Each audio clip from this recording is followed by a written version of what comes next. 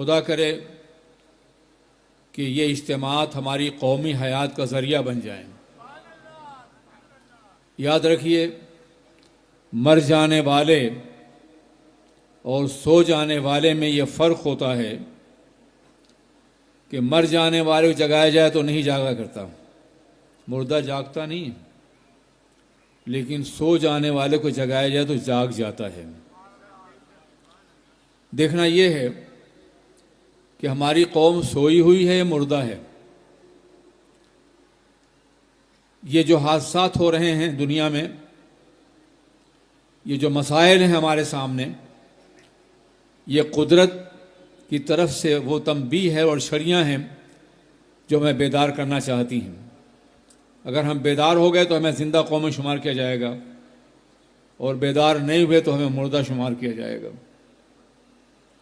اس قدر کربناک ماحول سے گزرنے کے بعد بھی اگر ہمیں اپنے خسارے کا احساس نہ ہو اور احساس زیاں نہ ہو تو ہمیں زندہ نہیں کہا جا سکتا۔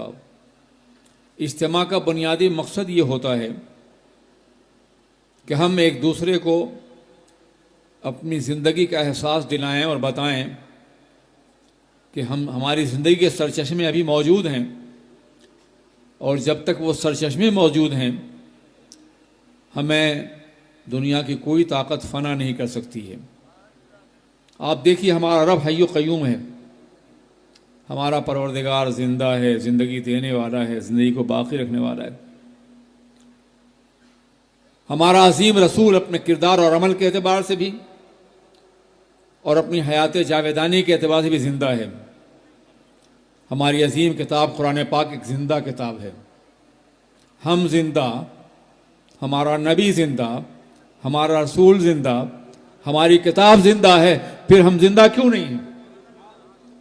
اس کا مطلب یہ ہے کہ ہمارا رشتہ اللہ سے بھی ٹوٹا ہوا ہے، کتاب سے بھی ٹوٹا ہوا ہے، نبی سے بھی ٹوٹا ہوا ہے۔ حیات کے یہ سرچشمے جو ہمیں زندگی دے سکتے تھے، اگر ان سے ہمارا رشتہ ٹوٹا ہوا ہے تو ہم زندہ نہیں رہیں گے۔ حضرات، یہ اجتماع دراصل احساس دلاتے ہیں کہ ہمارا مرکز حیات کیا ہے، ہمارا چشمہ زندگی کیا ہے، اور ہمیں زندہ رہنے کے لیے کیا کرنا ہوگا۔ جب تک ہمارا تعلق اپنے خدا سے قائم تھا، حی و قیوم خدا سے، جو خود زندہ اور زندگی دینے والا ہے، حیات سے نوازنے والا ہے، حیات کی عظمتیں عطا فرمانے والا ہے، حیات جاویدانی بخشنے والا ہے، لافانی حیات، کبھی نہ مٹنے والی حیات، ہمیشہ باقی رہنے والی حیات۔ جب تک اس خدا سے ہمارا رشتہ رہا، جب تک اس خدا کے عظیم پیغمبر سے، سرور کائنات محمد الرسول اللہ سے محبت کا رشتہ رہا، عقیدت کا رشتہ رہا، احترام کا رشتہ رہا، عمل کا رشتہ رہا، اور جب تک کتاب الہی کو ہم نے اپنی زندگی کا سرنامہ حیات قرار دیا، اس وقت تک ہم زندہ تھے۔ اگر آپ تاریخ کے حوالے سے اپنی زندگی کے ادوار کو تقسیم کرنا چاہیں تو ہمارا زوال وہیں سے شروع ہوا ہے جہاں سے ہماری زندگی کے سچے ہم سے دور ہو گئے یا ہم نے دور کر دیا ہے۔ میرے عزیز ساتھیو، عجیب بات ہے، ہمیں کہیں اور نہیں جانا ہے، ہمارا پروردگار رگ گلو سے بھی زیادہ قریب ہے، شہرک سے بھی زیادہ قریب ہے۔ ہمیں دور نہیں، ہماری کتاب ہمارے طاق حیات میں موجود ہے، مگر طاق نسواں پر ہے، طاق نسیاں پر ہے، طاق محفوظ پر نہیں۔ اور ہمارے نبی عظیم تر نبی ہیں جو ہماری ہدایت کے لیے ہر وقت موجود ہیں، ان کی زندگی، ان کی حیات طیبہ، ان کی سیرت پاک، سب کچھ موجود ہے ہمارے سامنے۔ دنیا کے دوسرے مذاہب کا جائزہ لیں تو آپ کو فرق معلوم ہو جائے گا کہ بہت سے مذاہب ماں قبل تاریخ کے مذاہب ہیں جو روایات کی چادر میں چھپے ہوئے ہیں۔